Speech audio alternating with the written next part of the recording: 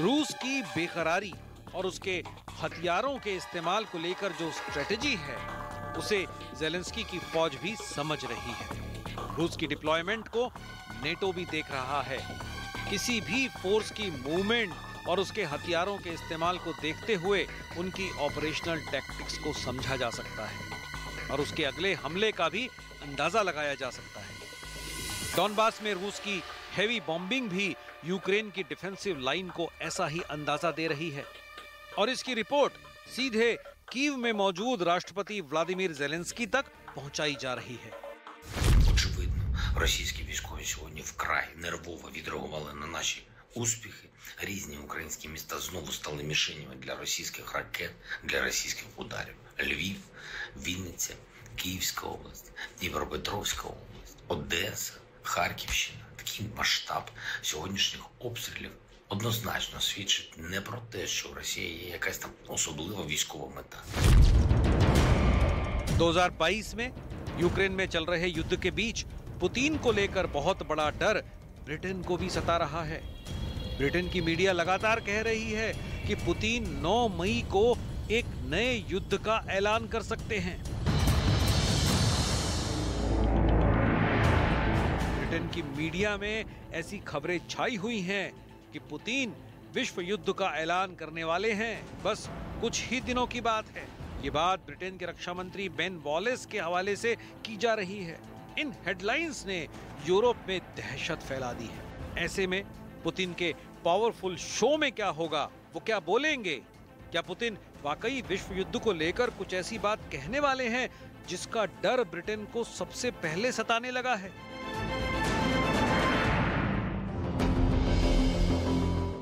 ये बातें तो चलती रहेंगी क्योंकि पूरी दुनिया को डर अब ये सता रहा है कि यूक्रेन का युद्ध 2 महीने से भी ज्यादा खिंचने के बाद अब कई सालों तक जारी रह सकता है। हथियारों की नुमाइश में कमी और पुतिन पर बढ़ते दबाव के बीच अब ये भी सवाल उठ रहे हैं कि रूस का यूक्रेन युद्ध के बाद कोई नया और ज्यादा विध्वंसक इरादा तो नहीं है? क्या दूसरे विश्व युद्ध का जश्न तीसरे विश्व युद्ध की तैयारी दिखा रहा है? रूस इस वक्त अपने बहुत से हथियारों से यूक्रेन पर हमला कर रहा है।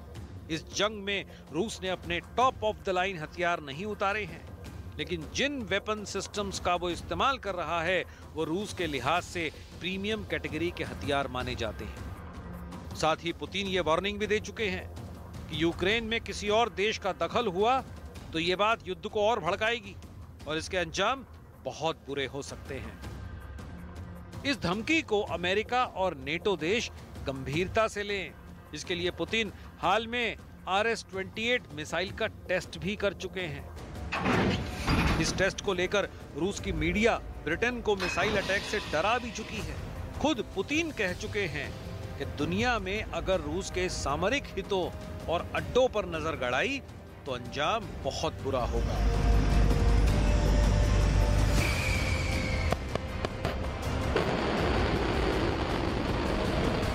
रूस ने दुनिया को RS-28 मिसाइल से डराया है।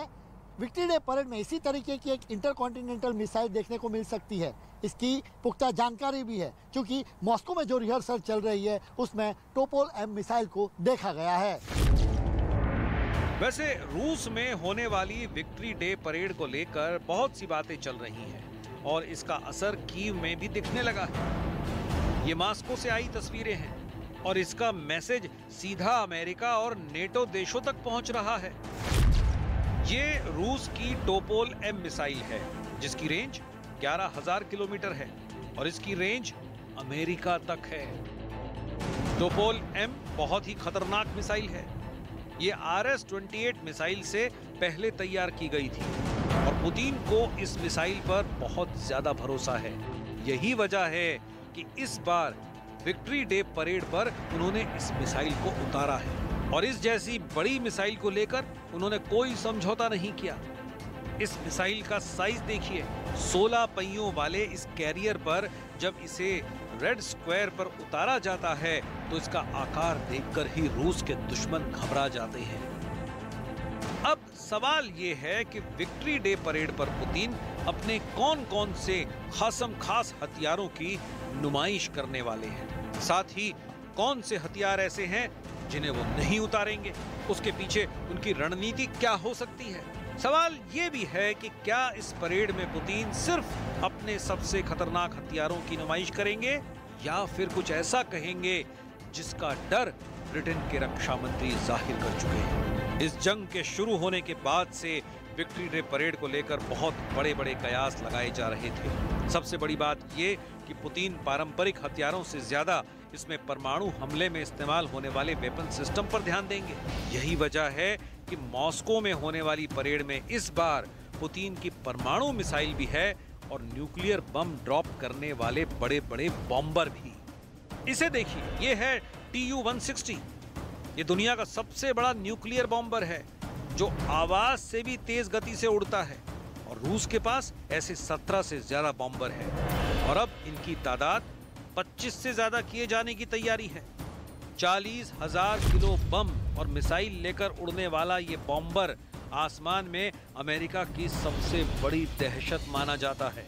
मॉस्को में फ्लाई पास्ट के दौरान ये बॉम्बर रिफ्यूलिंग करते हुए दिखाया जाएगा। इसके आगे होगा IL-78 टैंकर जो इसे हवा में ही फ्यूल सप्लाई करेगा। इसके फौरन बाद Tu-160 के साथ 4 Tu-22 बॉम्बर, ये भी सुपरसोनिक रफ्तार से उड़ते हैं और ये 22,000 किलो बम और मिसाइल लेकर उड़ सकते हैं। ये रूस की बहुत ही खतरनाक न्यूक्लियर बॉम्बर फोर्स का हिस्सा माने जाते हैं। लेकिन अब इसको देखिए, ये रूस का वो बॉम्बर जो दशकों पुराना है लेकिन उसकी दहशत आज भी बहुत ज्यादा है। ये है Tu-95। इस जहाज में लगे प्रोपेलर की आवाज हजारों मीटर की ऊंचाई से बहुत साफ सुनाई देती है। ये रूस की परमाणु स्ट्राइक वाली फ्लीट का बड़ा हिस्सा है। रूस के पास ऐसे 50 से भी ज्यादा बॉम्बर हैं और ये देखिए 4 supersonic MiG-31 fighter bomber jet. ये आवाज से करीब 3 गुना रफ्तार से उड़ता है।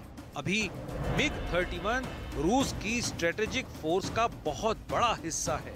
ये विमान अब हाइपरसोनिक मिसाइल किंजल से लैस कर दिया गया है जिसकी वजह से रूसी एयर पावर की रेंज कई गुना बढ़ गई है।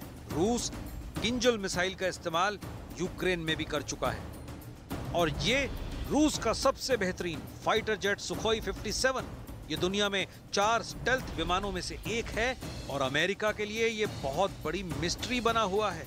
अमेरिका के साथ या नेटो के साथ अगर युद्ध भड़कता है तो पुतिन के इस सबसे आधुनिक जेट सुखोई 57 का सामना दुनिया के सबसे आधुनिक फाइटर जेट F-35 से होगा।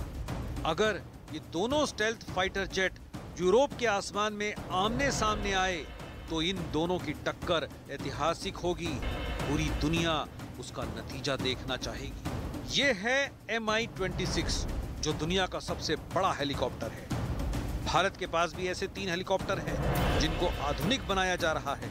रूस यहाँ इनको पेश करके ये दिखाना चाहता है कि उसकी एयरलिफ्ट वाली ताकत की टक्कर में किसी के पास कुछ भी नहीं है। इसके बाद मॉस्को का आसमान जैसे रूसी हेलीकॉप्टर से भर जाएगा। इसमें वो हेलीकॉप्टर भी है जो यूक्रेन से चल रहे युद्ध में लगातार ऑपरेशन कर रहे हैं, जिस युद्ध को 2 महीने से ज्यादा वक्त हो चुका है। उसमें ये हेलीकॉप्टर दुश्मन को सबसे ज्यादा मौत बांटने वाली मशीन बन चुके हैं। यूक्रेन में फ्रंट से आने वाली तस्वीरों में सबसे ज्यादा यही हेलीकॉप्टर एक्टिव है।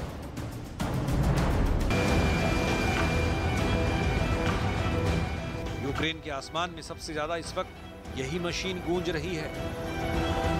कीव के बाद लुहांस्क और डोनेस्क रीजन में इनका कहर जारी है।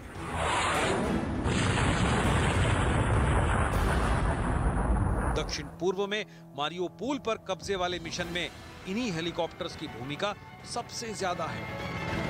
रूस ने इस वक्त यूक्रेन युद्ध में अपने हेलीकॉप्टर्स की पूरी ताकत झोंक दी है।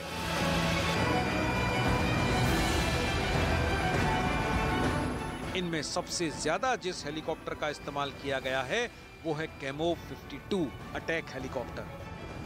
रूस के 100 से भी ज्यादा कैमोव 52 हेलीकॉप्टर हैं।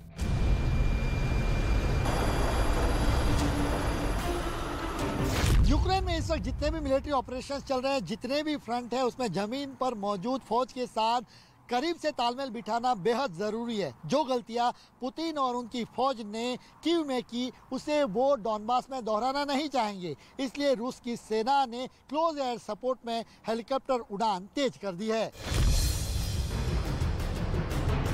डॉनबास की लड़ाई बहुत खतरनाक होने वाली है।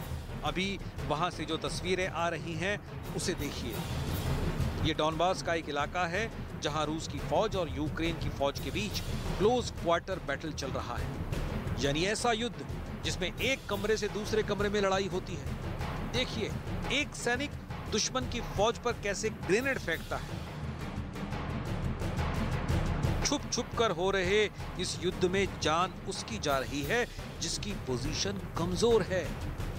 यहाँ बड़े बड़े हथियार नहीं बल्कि फुर्ती, चालाकी और बेहतरीन इंटेलिजेंस का इस्तेमाल मायने रखता है। फिर चाहे कोई भी हो, चाहे वो यूक्रेन की फौज ही क्यों ना हो, अगर वो कमांडिंग पोजीशन पर है तो नुकसान रूस को ही होगा। और ऐसा डॉनबास में भी देखने को मिल रहा है।